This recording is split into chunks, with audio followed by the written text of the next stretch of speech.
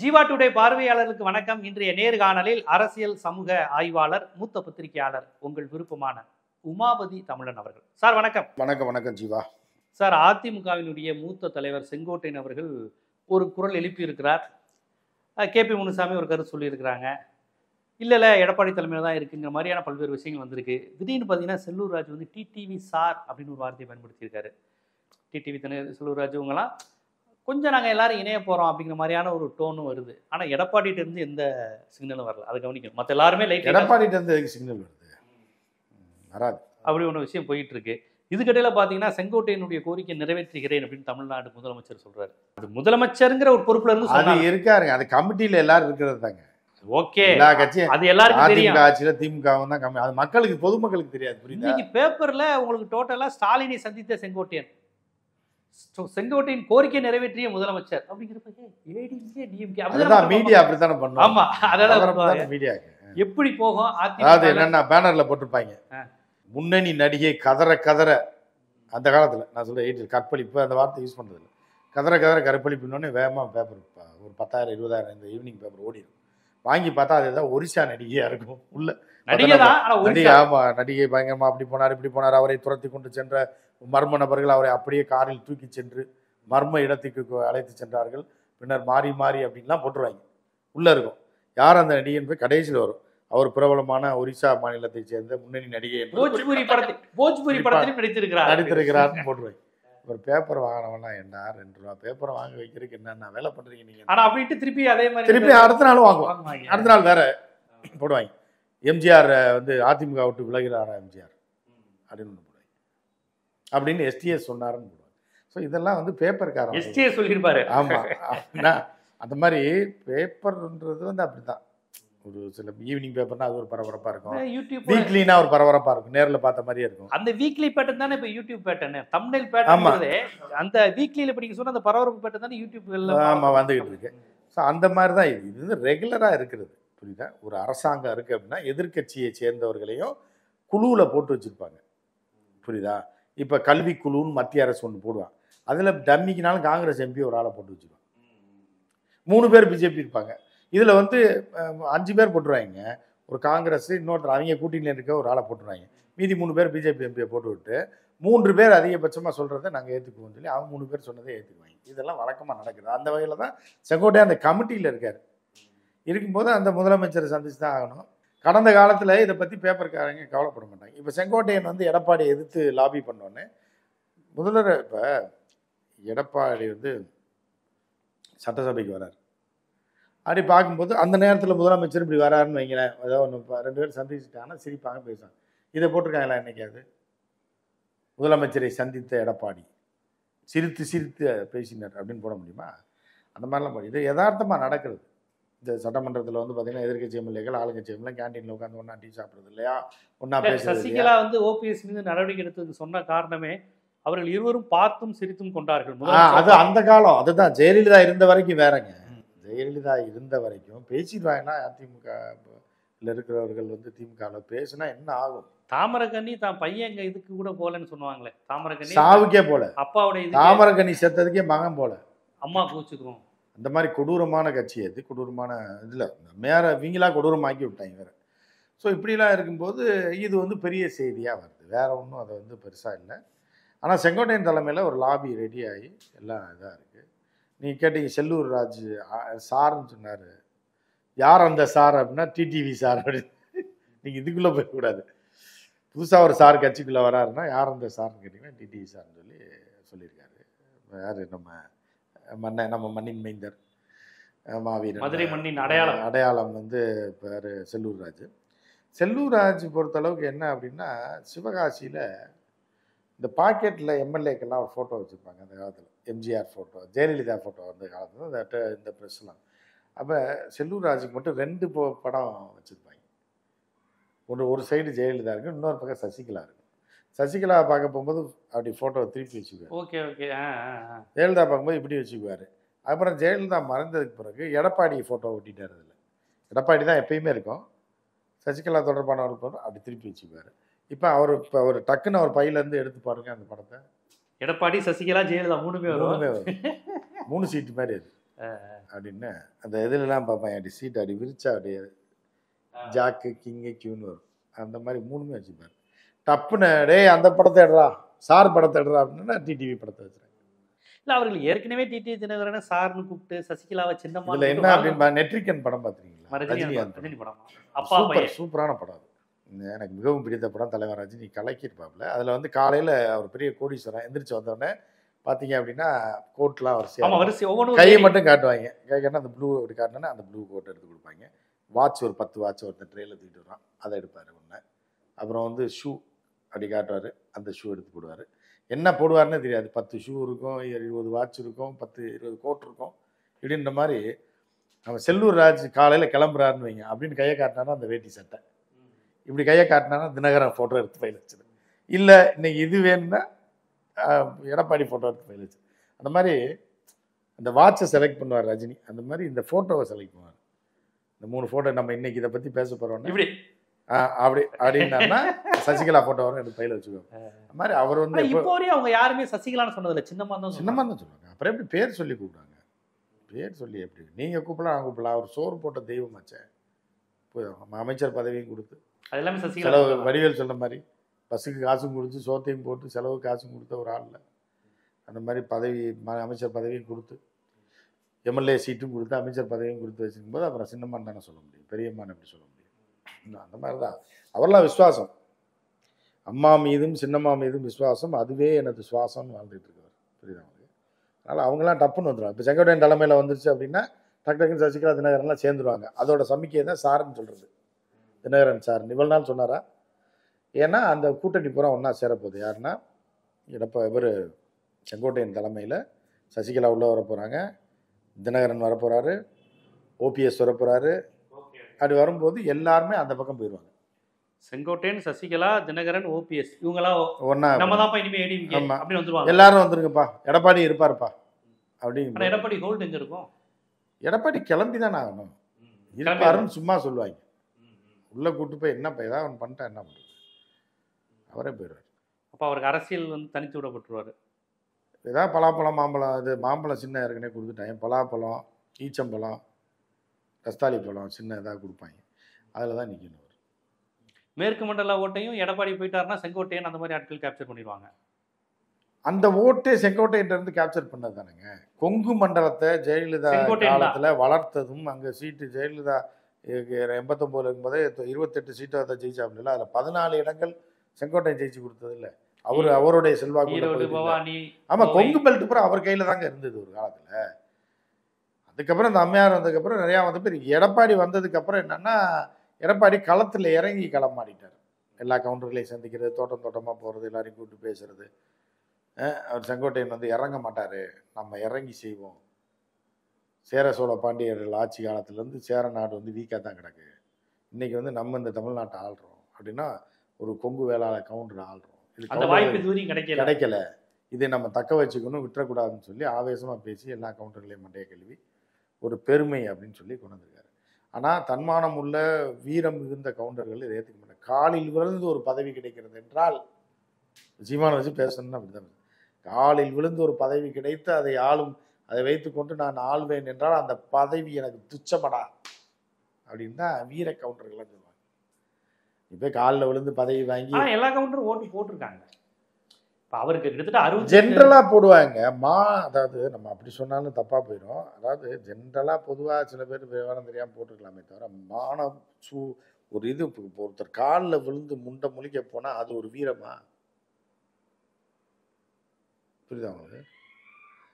So வந்து இதுதான் வந்து அதுக்கு ஒரு வித்தியாசம் இருக்குங்க. ஆனால் யார் வேணாலும் யாரை வேணாலும் பிடிச்சி போயிடலாம்ல. கெஞ்சி காலில் விழுந்து இது பண்ணுறது மனிதனுடைய தன்மானத்துக்கே இழுக்குங்க. தன்மானம் உள்ள மனிதன் யாருமே செய்ய மாட்டாங்க. 4 ஆண்டு முதலமைச்சர் இருந்துட்டாரு.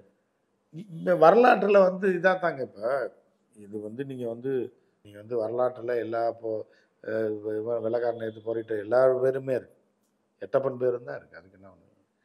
ஸோ அந்த மாதிரி தான் அது வந்து எடப்பாடியோட அரசியல் வாழ்க்கையை முடிவு கொண்டு வருவதற்கான முயற்சி தான் இப்போ தீவிரமாக நடந்துகிட்டு இருக்கு. அப்போ ஃபுல்லாக அவுட் ஆயிடுச்சு. இப்போ யாரும் இல்லாமல் நிர்கதி நிலைக்கு போய் அப்படி கொண்டு போயிட்டு இருக்காங்க. விரைவில் கொண்டு போயிடுவாங்க. அந்த மாதிரியான ஒரு சூழல் இருக்கு. எடப்பாடியாரோடைய அரசியல் வாழ்க்கை முடிவுக்கு வர்ற மாதிரி தான். ஏன் இவங்களோட அட்ஜஸ்ட் பண்ணி இருக்க வேண்டியதானே? ஆல்ரெடி அவங்கள்ட்ட அட்ஜஸ்ட் ஏங்க பண்ணி இவர் இருந்தவங்க தானே. அட்ஜஸ்ட் பண்ணி இருக்கிறனா இவர் டாப் பதவியில் இருக்கார் இல்லைங்க, அந்த பதவியில இருந்து இவர் கட்சிக்கு என்னங்க செஞ்சார் அப்படின்னு கேட்குறேன். ஒரு தோல்வி அந்த இதில் அந்த 6 சாமி படத்தில் ஒரு இது வரும். 1 சாமி 2 சாமி 3 சாமி 4 சாமி 5 சாமி 6 சாமின்ற மாதிரி 1 தோல்வி பழனிசாமி 2 தோல்வி பழனிசாமி 3 10 தோல்வி தோல்வி. 5 தோல்வி வரைக்கும் பொறுத்தாங்க. 6 தோல்வி பழனிசாமி 7 தோல்வி 8 தோல்வி 10 தோல்வி பழனிசாமின்னு வந்ததுக்கப்புறம் தான் கொந்தளிச்சிட்டாங்க. இதுக்கு மேலே அவரை வச்சிருக்க கூடாது அப்படின்னு முடிவு பண்ணுறாங்க. ஏடிஎம்கேல எல்லாமே முடிவு பண்ணிட்டாங்க கிட்டத்தட்ட எல்லாம் வந்து தாவறதுக்கு தயாராகிட்டாங்க. தாவறது மீன்ஸ் அவர் வரட்டும், எல்லாம் இருந்தது தானே, எந்த தானே ஒன்றா இருந்தாலும் பிஜேபியோட இருந்துருவோம், சம்பாதிச்ச காசை நம்ம சேர்த்து வச்சுக்குவோம் அப்படின்னு தொண்டர்கள் தயாராக இல்லைன்னா கூட சரி விடுங்க, நீ கட்சி வாழணும்னா ஏதாவது ஒன்று பண்ணி ஆகணும். அன்வர் ராஜாலாம் போயிடுவாரா? அன்வர் ராஜாலாம் சசிகலா ஆதரவு தான் போய் அதில் இருப்பார் அவர் பாட்டுக்கு. அதாவது பணத்திற்காக போகிறவர்கள் மதத்து ஜாதி இனம் மொழி இதெல்லாம் பார்க்க மாட்டாங்க. பிஜேபி தான் திருப்பி ஒருங்கிணைக்குதுன்னா அதுக்கு எடப்பாடி இருந்தா என்ன, ஓபிஎஸ் இருந்தா என்ன, டிடிவி தினகரன் இருந்தா என்ன, செங்கோட்டையன் என்ன இருந்தா என்ன, எப்படினாலும் பிஜேபி தானே இயக்க போகுது. ஆமாம், அப்ப எங்க கட்சியினுடைய சுயம் எங்க இருக்கு, தனித்துவம் எங்க இருக்கு, எதுவுமே அது இருக்கு. ஏற்கனவே இல்லையே. அதான் சொல்றேன், அப்ப எடப்பாடி கிட்ட அது இல்லைங்கிற விமர்சனம் வந்து ஒரு ஆல்டர்னேட்டிவ் வரும்போது, எப்பா எடப்பாடி போயிட்டாருப்பா இனி கட்சி அப்படி இருக்கும் அப்படின்னு நம்ம அதை செங்கோட்டை முதல்ல சொல்ல மாட்டோம்ல நாங்கள் பிஜேபியோட போகிறோம்னு. சொல்ல மாட்டாங்க. கட்சி போச்சு 10 தோல்வி பழனிசாமி ஆயிட்டாரு, இவரை வச்சு நீ கட்சி இதில் ஜாதி கட்சியாக மாறிடுச்சு, ஒரு ஏரியா கட்சியாக மாறிடுச்சு. அப்படி இருக்கும்போது இந்த தலைமை தேவையா அப்படின்னு சொல்லி தான் அவர் வர செங்கோட்டையன். அதுக்கப்புறம் வேற கேம் ஆடும். அது என்ன கேம்ன்றது அது எப்படின்றது போக போக தான் தெரியும். ஏன்னா தினகரன்லாம் நம்ம டோட்டலாக முடிஞ்சு போச்சு. தினகரனை வந்து எப்போ டெல்லி போலீஸ் கூட்டு போய் விசாரிச்சாங்களோ அன்றைக்கே என்ன வேணும் ஏன் நீங்கள் தெரியும், அங்கேயே வீட்டில் சொல்லியிருந்தீங்கன்னா நானே கையெழுத்தை போட்டு கொடுத்துருக்கேன்ல. இதுக்கே ஃப்ளைட் பிடிச்சி கூட்டி வந்தீங்க. ஆமாம், கூட்டு வந்தீங்க, இதில் போலீஸை வச்சு வேற நீ எதுக்கு கூட்டு வரீங்க, எதில் கையெழுத்து போடணும்னு சொல்லுங்கள், இப்போ நான் பிஜேபியில் சேரணுமா சொல்லுங்கள், இதான் ஒன்று. அப்படிங்கும்போது அங்கே சொன்னாரு எனக்கு இப்போ 50 வயசு தான் ஆகுது, நான் சாகர வரையும் பிஜேபி எதிர்ப்பேன்லாம் சொன்னாரு ஒரு 4 வருஷத்துக்கு முன்னாடி டிடிவி தினகரன். அதுக்கு தானே ஆர்கே போலீஸ் நகர்ல ஜெயிச்சப்பா அதை தான் அங்கே டெல்லியில் கேட்டிருக்காங்க. தம்பி இப்படி சொன்னீங்கன்னா அப்புறம் உங்களை போலீஸ் வச்சு தூக்காம எப்படி தம்பி தூக்க முடியும். அரசியல் இதெல்லாம் சொல்லத்தாங்க செய்வேன், அதுக்காக நீங்கள் போலீஸ் வச்சு தூக்குவீங்களா?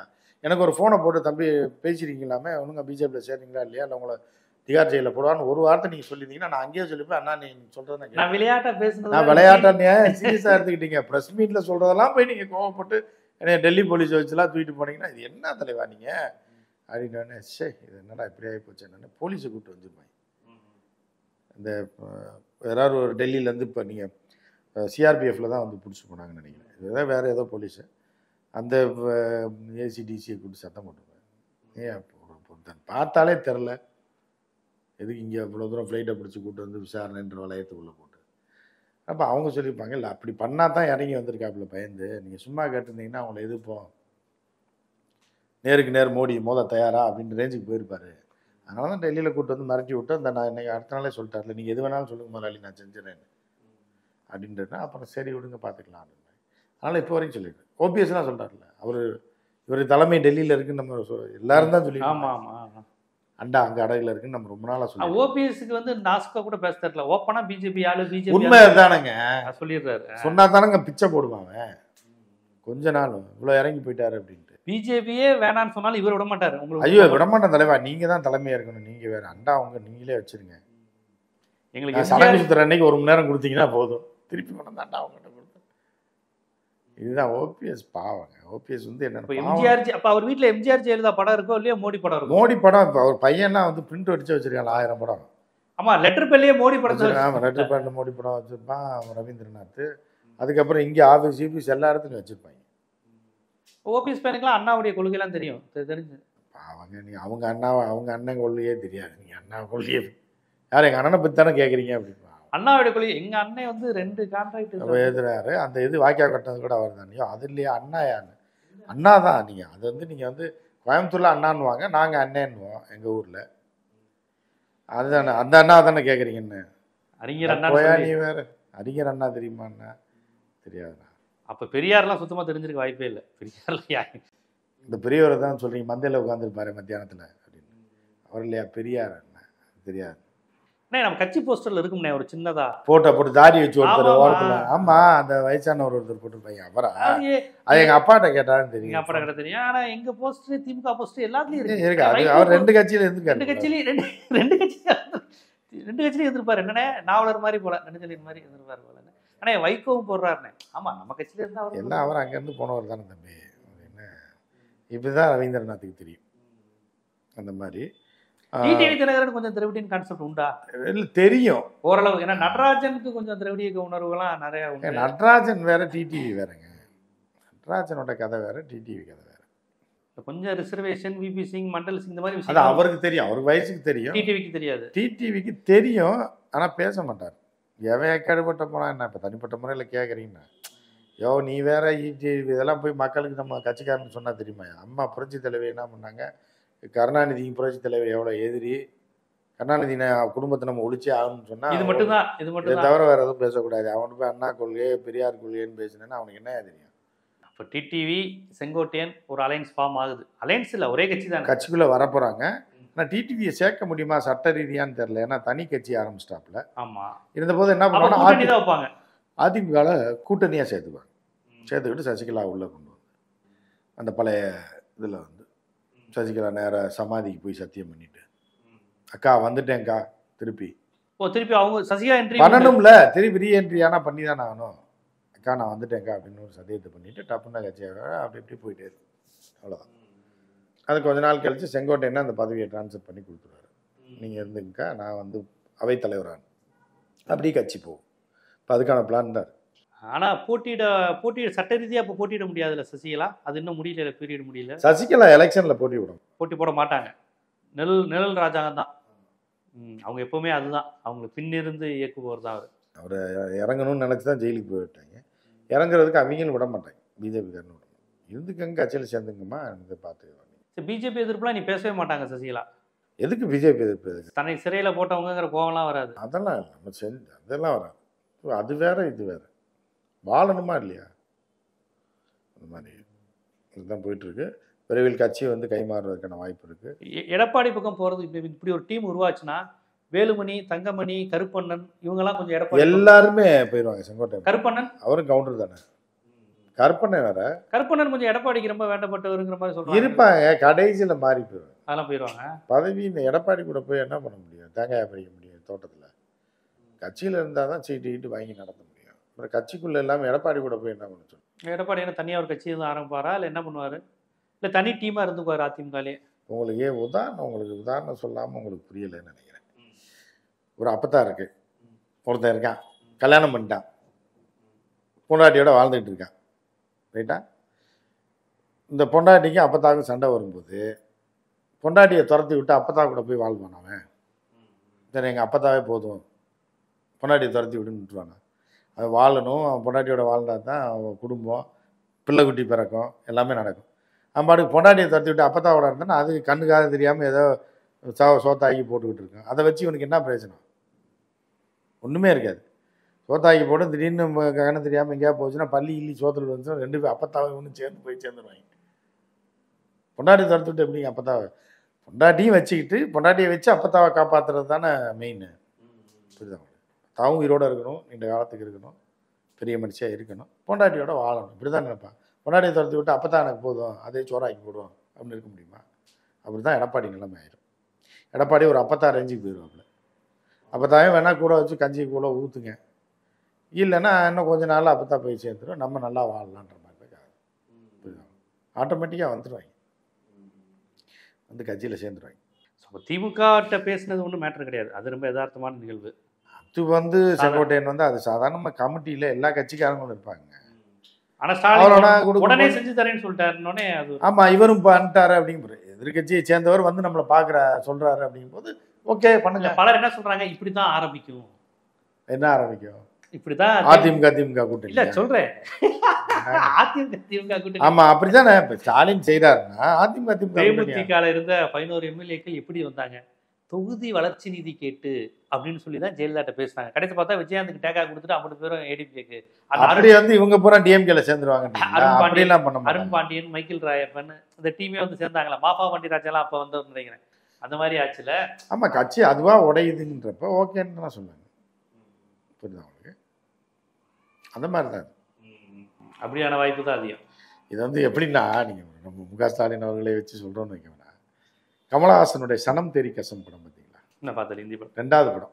கமலஹாசன் ஹிந்தி ஏக் திசைகளே பயங்கர சூப்பர் டூப்பர் ஹிட். அதுக்கு அடுத்து வந்து சனம் தேரி கசம். அந்த படத்தோட கதை என்னன்னா, ஒரு வில்ல இருப்பான், பார் வச்சுருப்பான். அங்கே வந்து கமலஹாசனோட அப்பாவும் அந்த பாரில் சீட்டு விளையாடுவாங்க, தண்ணி அடிப்பாங்க. கதாநாயகி ரீனா ராய் அவளுடைய அப்பாவும் அங்கே வருவார். எல்லாமே 3 பேருமே ஃப்ரெண்ட்ஸு. ஆனால் அந்த பார் ஓனர் வந்து வில்ல. அவன் என்ன பண்ண, இவங்க 2 பேரும் இவ்வளோ க்ளோஸாக இருக்காங்களே, இவங்க 2 பேரையும் உடச்சி விடணும் அப்படின்னு நினச்சிட்டே இருப்பான். நினச்சிட்டே இருக்கும்போது ஒரு நாள் இவங்க 2 பேருக்கு சின்னதாக ஒரு சண்டை வருங்க. 2 பேரும் சண்டை போடுவான். யார்? ரீனா ராயோட அப்பாவும் கதாநாயகனோட அப்பா லைட்டாக சண்டை போடும்போது இவன் என்ன பண்ணுவான், பெரிய வால் ஒன்று இப்படி மாட்டியிருக்கும், டிசைனுக்காக வச்சுருப்பாங்க.